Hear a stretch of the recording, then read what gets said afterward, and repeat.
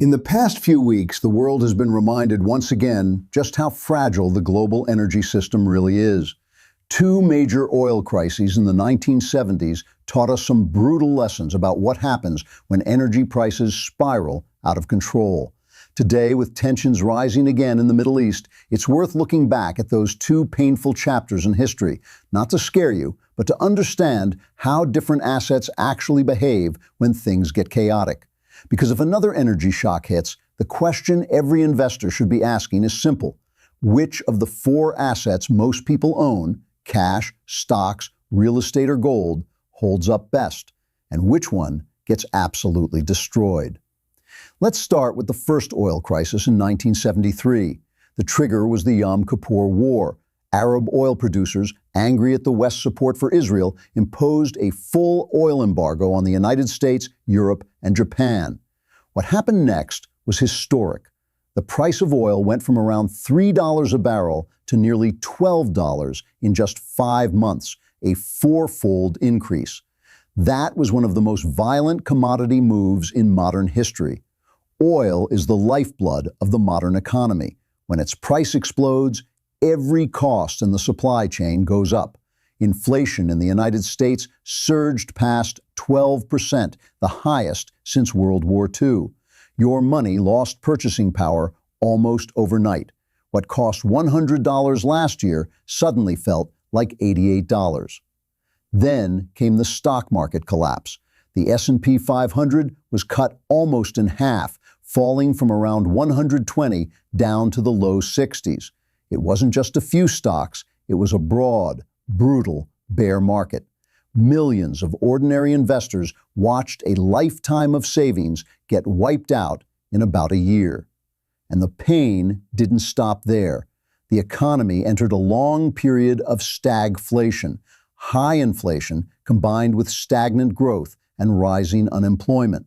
You had a job, but your paycheck bought less every month. Life got harder even if you were working. Before the first crisis had fully played out, the second one hit in 1979. The Iranian Revolution caused oil production to collapse. Then the Iran-Iraq War broke out, and two of the world's biggest oil producers essentially shut down. Supply dropped dramatically. Oil prices tripled again, from about $13 to nearly $39 a barrel. Inflation in the United States peaked at 14.8%, one of the worst periods in modern American history. Everyday life became incredibly expensive. For many families, just putting food on the table became a serious challenge. So how did the world eventually get out of this mess? It took two painful steps. First, the Federal Reserve under Paul Volcker slammed the brakes with extremely aggressive interest rate hikes, pushing rates all the way up to 20%. That crushed inflation, but it also triggered a deep recession. Unemployment hit 10.8%. Businesses failed. People lost jobs. Second, the world worked hard on both the supply and demand sides. New oil fields were developed, energy efficiency improved dramatically, and alternative sources like nuclear and hydro were expanded. It took nearly 3 years of tough medicine, but eventually the crisis eased. Now let's look at the four assets most people own and how they performed during those two crises. Number 1, cash and bank deposits. This was by far the biggest loser. During the peak inflation years, bank savings rates were around 5 to 6%, while inflation was running at 12 to 14%. Your money was losing 8 to 9% of its purchasing power every single year. Over the decade of high inflation, $100,000 in the bank lost more than half its real value. Savings were quietly destroyed. Number 2, stocks. They got hammered in the short term. The broad market fell roughly 40 to 50% during the worst periods. Most ordinary investors either got crushed or panic sold at the bottom. Only a small handful of energy stocks did well, but the average person didn't own them, or couldn't hold through the pain. Number 3, real estate. On the surface, house prices rose. Over the decade, they went up around 80%. But inflation rose even more, over 120%. So in real terms, housing actually lost purchasing power. On top of that, mortgage rates spiked to 18%. Monthly payments became impossible for many. A lot of people who had bought with debt ended up losing their homes to foreclosure. Number 4, gold. This one is the most misunderstood. Gold is often called an inflation hedge, but for ordinary investors, it was a trap. It doesn't pay interest or dividends. You can only make money if someone else buys it from you at a higher price. Most people who bought near the 1980 peak stayed underwater for the next 20 to 30 years.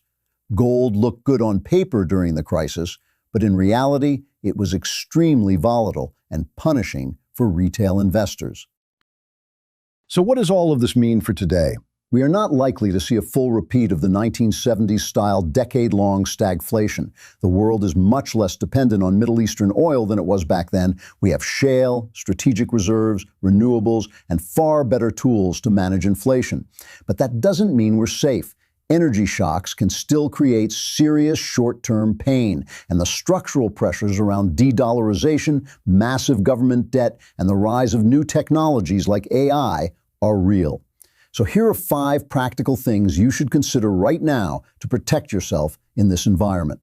First, keep enough cash for 6 to 12 months of living expenses. That's your safety net. Don't be fully invested, but don't sit in all cash either.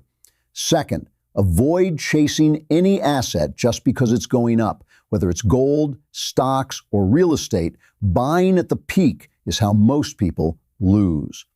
Third, reduce high-interest debt as much as possible. In a high-rate environment, leverage is dangerous. Fourth, diversify your income. Don't rely on a single job or a single source of money. Side income, skills, and networks are your best insurance. Fifth, and most important, upgrade your thinking. In calm bull markets, taking big risks can pay off. In uncertain times like these, preserving capital and understanding the bigger picture is far more valuable than chasing quick gains.